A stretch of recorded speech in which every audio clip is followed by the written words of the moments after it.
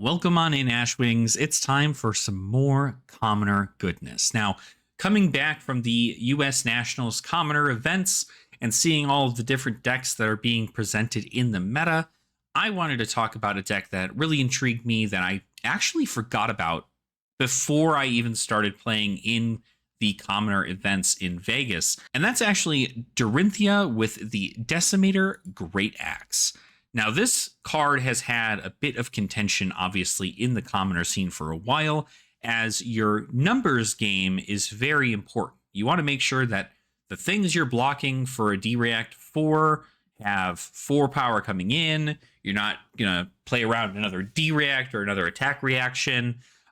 Your numbers matter. Every point of damage that you deal to your opponent matters.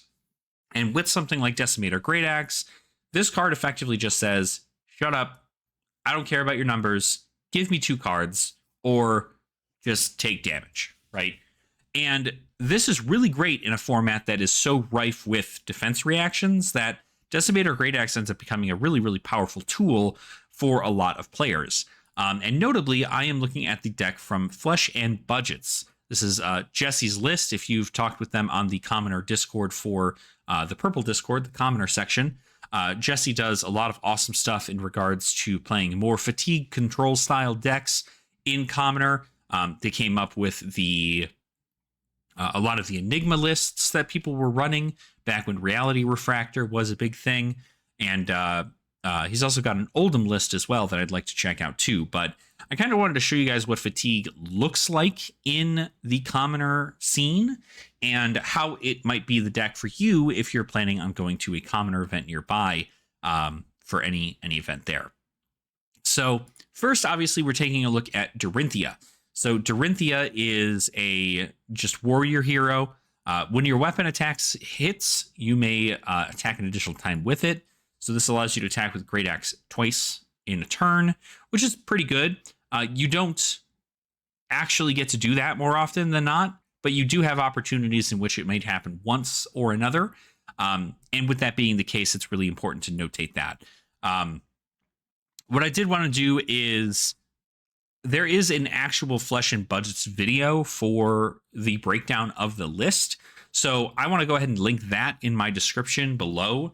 That way you're able to go ahead and check that video out and go give them some love if you're a fan of Commoner. He's got a very good breakdown of the video that I'm not going to try and replicate here. Effectively, I just kind of wanted to show you the general breakdown of the deck and what exactly it is. As you can see, a lot of 2 card 7s being sent out. You have a lot of really awesome tech for healing, like Sirens of Safe Harbor, a card that I personally enjoy a lot in the format now.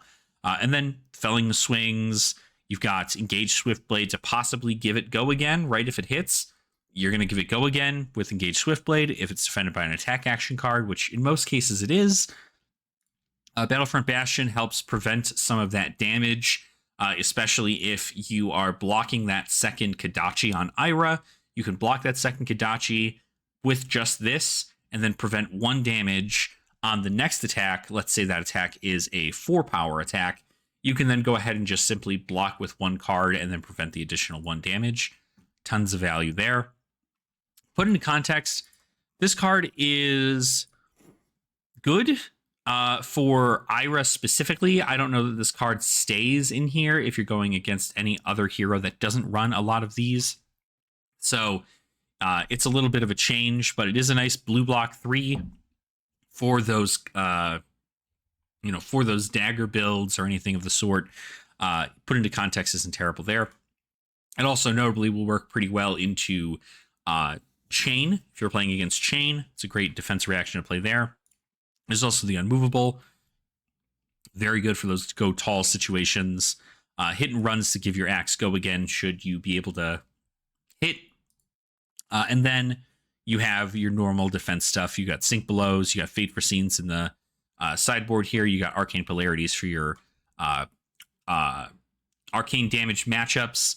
It's weird because you're kind of almost determined that Oasis Respite might be better, but Arcane Polarity is just a nice 1-card gain for life, especially if you know your opponent's on Arcane. So heroes like Runeblades and Wizards, pretty good about doing that. So Arcane Polarity is not too bad to bring it into those heroes. Scar for a Scar is just great if you're on the back foot. You send a Scar for a Scar and then send a 4-power axe, maybe even a 7-power axe if they gave you a hand, and that's not too bad there. So that's kind of the rundown. So feel free, if you want a more detailed list or a detailed breakdown of why the sideboard matchups are the way they are, then feel free to go ahead and check out Flesh and Budget's video on it, which I'll have in the link down below. Otherwise, we're just going to send this deck into Talishar, and we're going to go ahead and take a look and see what the Decimator Great Axe Dory does to our opponent. All right, so our first opponent here is Fi. It's going to be very interesting of a deck here. This is very much so a ninja, so we're expected to change our load up a little bit, be a little bit more defensive, and just kind of send some very good, nice, Decimator Great Axe turns. So let's go ahead and see if we can clear this on up and hope for a good beginning of return. So Fi is pretty nice because they have such insane aggro potential, but a lot of their really powerful, like 1-for-4 attacks are not available in this format. So you get a lot of these like 2 blocks that come in, and luckily this blocks it out pretty well, so I get to gain a life here. They don't really have a lot of pumps outside of like Razor Reflex, so there are some worlds in which it makes more sense. Okay, we could probably block with this Engaged Swiftblade here now. I don't want to get crazy with it, but I definitely don't want that to hit, so...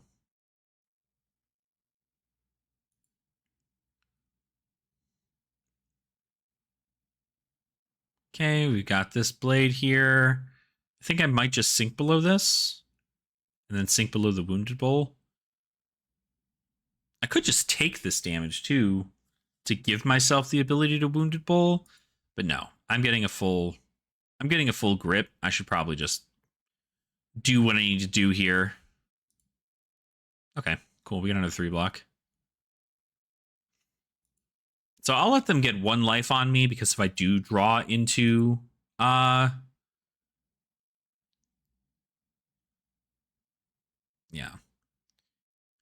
if I do draw into a Wounded Bowl or a Findall's Fighting Spirit, I'll be able to get value off of it. So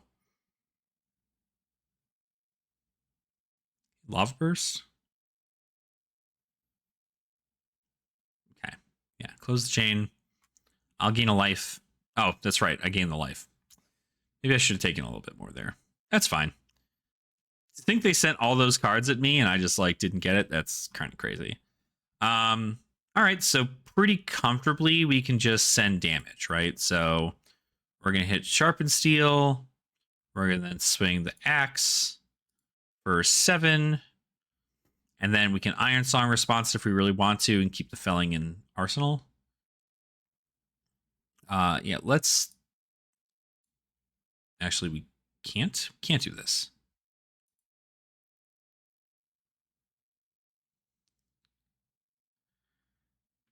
Okay, that's fine. No, we do not need to destroy Refraction Bolters. So they're going to get a Tiger. We dealt 5 damage to them. I might put the Iron Song response in Arsenal then, if that's the case. Okay, we got a Scar for a Scar in hand. That's not terrible. This actually might be a hand in which we can just go to 14. It all depends, though. Depends what they have. Okay, so there's a Scar. Kind of sucks for us. Let's give 4 here. I want to start giving some equipment pieces.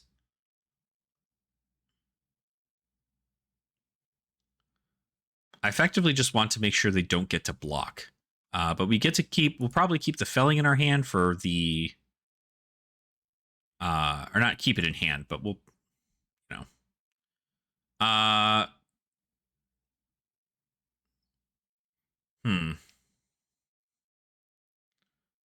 might let 2 hit, because this doesn't have a real on-hit effect. I think it's fine.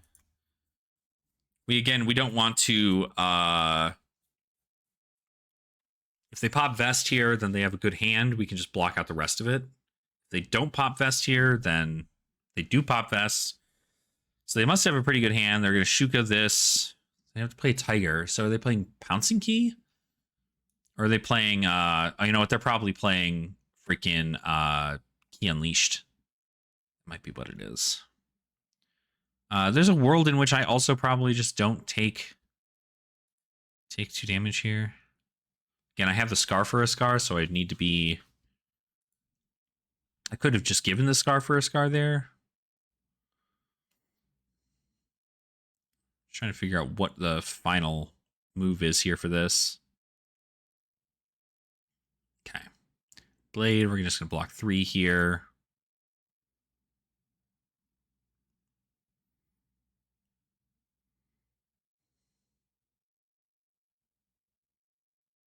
Okay, so they got their Phoenix Flame to hand. Send Phoenix Flame, I'm just going to block that there. I don't know that blocking with my equipment so early is the correct call, but I mean, I at least get to utilize these on an armor swing or a weapon swing. So now they're trying to get this third in here, Bittering Thorns.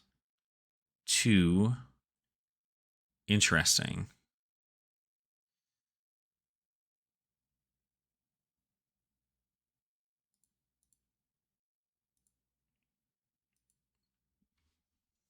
Sure, I'll give them Scar. This is a huge hand for them to just not have anything. Notably, we can take 2 here. I think that's fine. They can't go anywhere near as wide now. They got to draw off Mask, they'll Arsenal and pass. So again, we can just defend.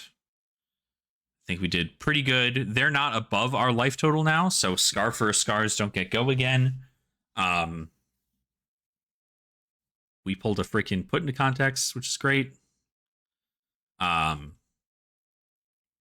yeah. I think we could probably fatigue them. If we get to keep a blue in our hand, that would be perfect. Also, notably, if they don't draw into any starters, they kind of die, right?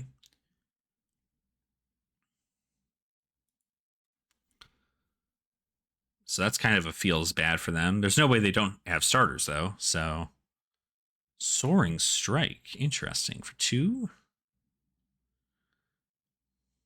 What is this one? Hits, banished, attack action card for your hand costs less. If you do, it gets go again, and you may play it this turn. No, I'll give you Felling.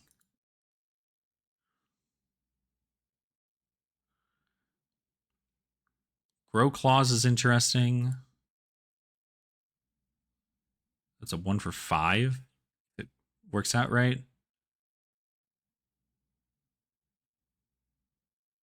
How is it Draconic?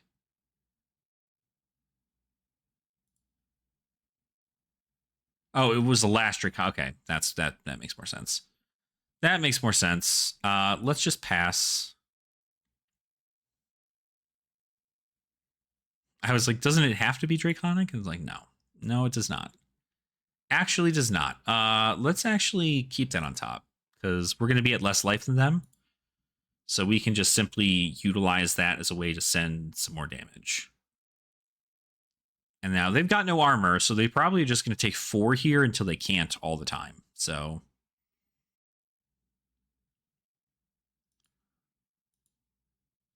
just send 4. Because they're going to want to keep their whole hand. So they're probably not going to block, which is fine for us. They're eventually going to run into hands that are like probably mostly blues. Grow Claws is such a crazy good card, though. That's got so much value in here. I think Grow Wings also is a, if you know the last card was Draconic, you get go again on it or something of the sort. So I could Refraction Bolters here to try and do it again. But you know, that'll bring him down to what, 7? No. We're going to try to close the game here. I'm wondering if there's a world in which, like, I don't attack. I didn't attack there, but no, this is fine. Again, they have to send a lot at us in order for this to be, like, very valuable for them. Flex Claws for 4. Okay. I think we can just Fate Foreseen this. They've got to be on Razor Reflex, I'd imagine. But I'll actually bottom the Sharpened Steel. I'd rather keep it for later in the game.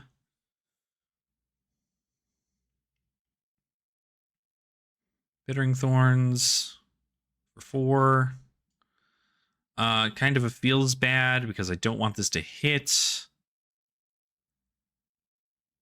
I wonder if there's a world in which I allow it to hit.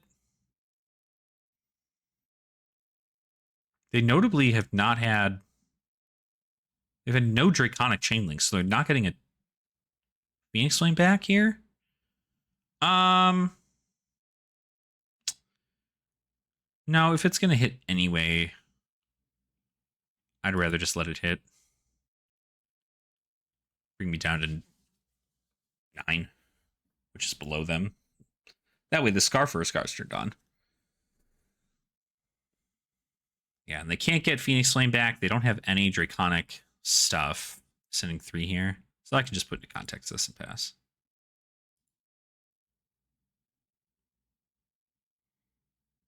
Pretty good. Pretty good. Pretty good. Pretty good. Pretty good. Definitely not the world they'd like to see all of that there, but... So I'm just going to send a Scar for a Scar. This is a great way just to kind of like continuously push this damage. Because eventually they're going to get to the point where they're blocking this is going to be rough, and we just get to keep a blue in hand and pass. There's probably a world in which I can Iron Song response if they don't. I mean, they're probably not going to block, so I get to at least keep this Iron Song response down here for the Great Axe. But if they do block, then we get to put value off of that. So, although having an attack react in banishes or in Arsenal just for the kill turn, probably pretty good. No. Okay. Yeah, so they're at 3. We essentially threaten lethal all the time now. We just have to keep a blue in hand. So we block 3, 6, 9, roughly. We can also theoretically, if they swing with weapon, we can block 2 here. We can block 3 on the weapon. 4 go again.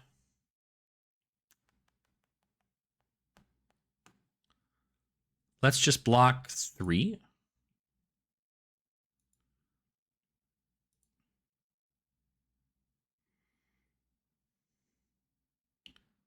Okay, Tenant Strike first. We'll block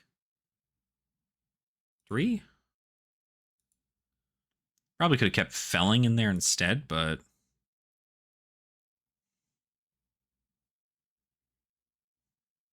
Plays Headlong for 5.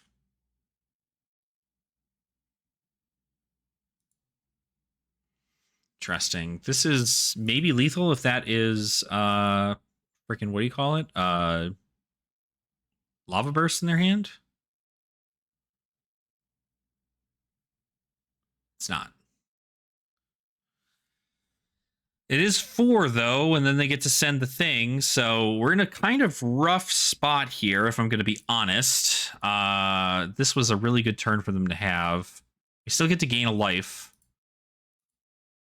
but we still have to block. So, unfortunate for us. We're just going to have to hope they get a blue hand.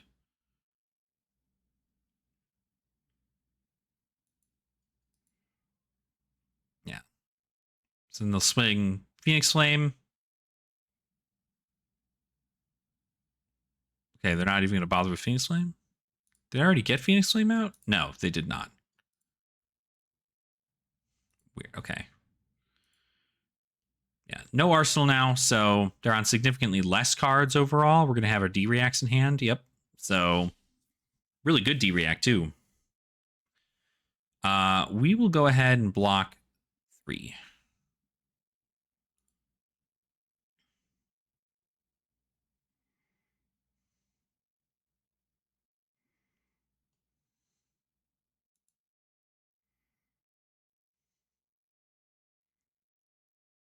Dustrunner Outlaw, interesting. Okay, 2 float. 5 is that call. I could give them 5, but then I can't do the thing. I think we just sink the unmovable here.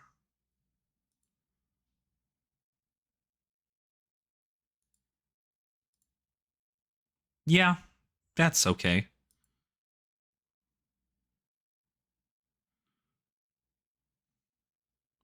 For Searing Gaze, Searing Emberblade. I mean, I still have to block. If I block 2, take 2 down to 2, they swing with Blade. I think we still get a W here.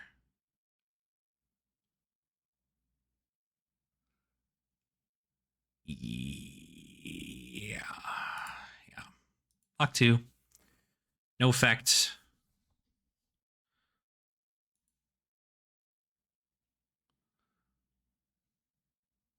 Blade. Bop, bop, bop. Great pickup for that. Send 1. It's fine. All right. I get to send X for 4.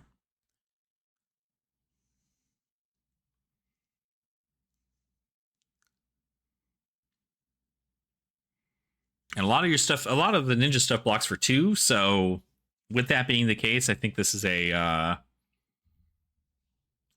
very rough spot for them because they'd have to block with 3 cards probably to block this out fully. Oh, okay.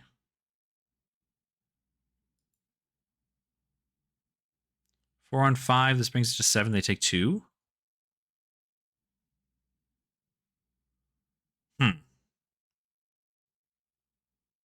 Yeah, I mean, I need to threaten this. So they're blocking with their big cards.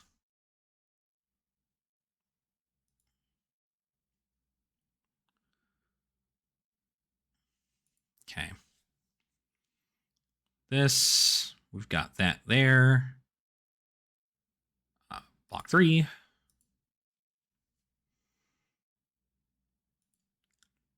think we've got him on the ropes here.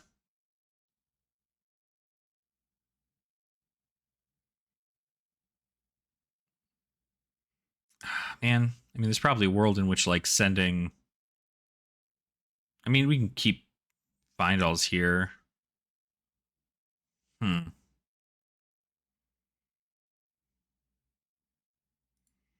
mean, I wonder if we just send 7. But no, this is going to threaten so many more cards out of their hand. Leaving something in Arsenal would be great. Send this. Again, we are playing the fatigue game, so we do need to make sure that we are fatiguing. We are attacking with our weapon more than we are swinging our cards. Our opponent should be having a bunch of blues in their hand at some point here pretty soon. And again, swinging this axe for 4. Okay, so I'll bump it down. That's fine. I think I still have some D-reacts. No, I'm out of those D-reacts. I still have unmovables, but okay. Flex claws. I was like, you can't pitch anything unless it's a blue, but you still. So we have 4 and 3 coming in. Yeah. 4. I gain a life.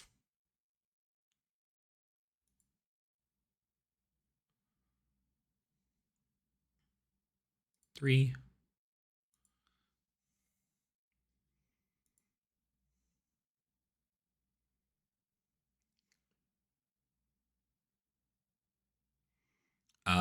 Might even be a world in which sending 7 makes more sense here.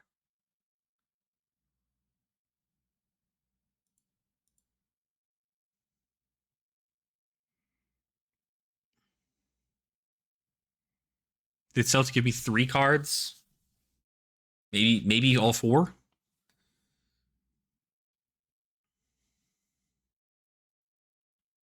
Okay, 3 cards. That's huge for us.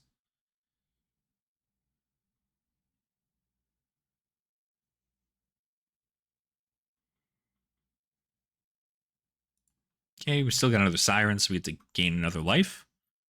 No more blues in our hand, unfortunately. Is there a world in which sending Sirens of Safe Harbor makes sense here? Because we can't felling.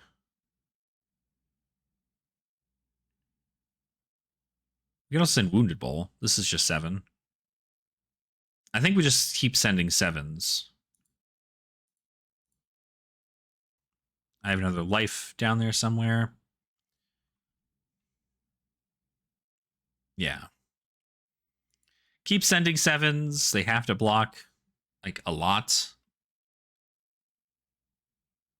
I get to put in card in Arsenal. Okay. Bunch of 3 blocks. Now, notably, no... I think this is probably going to be game with the Sharpened Steel.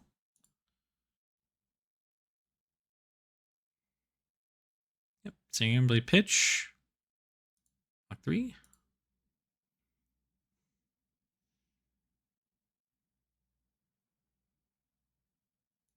Oh, you're paying into... Okay. Interesting. Interesting. We're going to continue to rip more cards from their hand. I'm just going to keep doing this. Keep making you give me 3.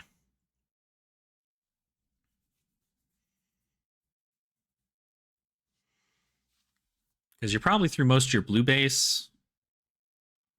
Yeah.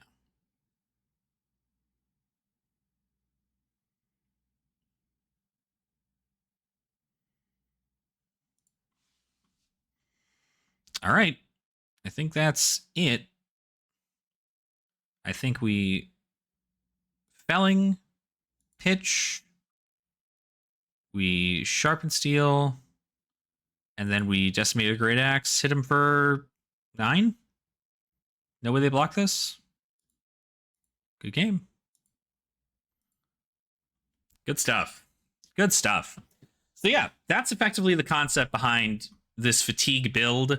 It does get kind of close there towards the end, but a big pitch stack is effectively what you need to get that through. And I feel like that did take a little bit of risk sometimes, but again, I think the Blade Beckoner stuff just comes in so clutch. Being able to have blocked out that Searing Ember Blade with just these and having to give one more card for the... I mean, I took the tempo back pretty well after that. If I didn't Iron Song response there, the rest of this game probably would have been crazier because they were at 3. They went down to 1. So even them taking that 2 damage, bringing them down to 1, this breakpoint is now even worse because they have to give me, again, like a lot of these cards, they block for 2, you'll see. So even their pitch stack cards, they block for 2. And so when they block for 2, it's even worse because now they come in for 1. So they'd have to block with 3 cards in order for them to not die to take 1 damage. And due to this, it is significantly harder for a hero like Fi to kind of get that over the hump and really make that work. So not too bad, though.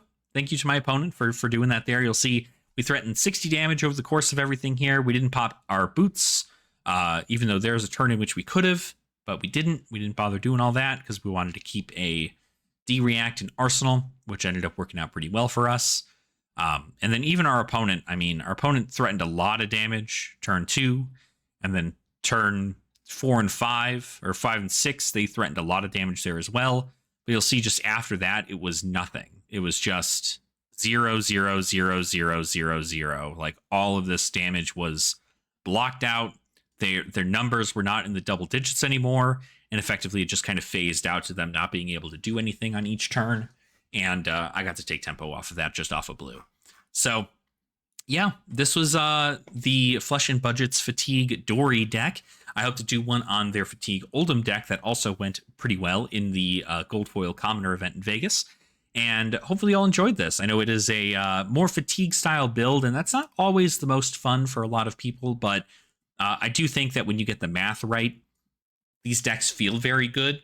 And notably also, of course, if you're trying to win a gold foil, regardless of what strategy you're playing, if it wins, right? And notably, Fatigue deck did not actually win the event.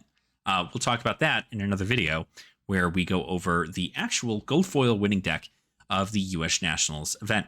So thank you so much for watching. I appreciate your support. If you did enjoy today's video, make sure to go ahead and like it. Hit a subscribe button down below if you have not already. And then let me know in the comments down below what you think about the Fatigue decks in Commoner. Do you think that it's a little too oppressive? Do you feel like it's just right? What would you be playing if you wanted to play Fatigue? And even let me know if you don't like Fatigue. That's also fine. You are valid, and your words mean something. So thank you all so much for watching, and I hope you continue to have fun in the flesh and blood. And I will see all of you beautiful Ashwings in our next video.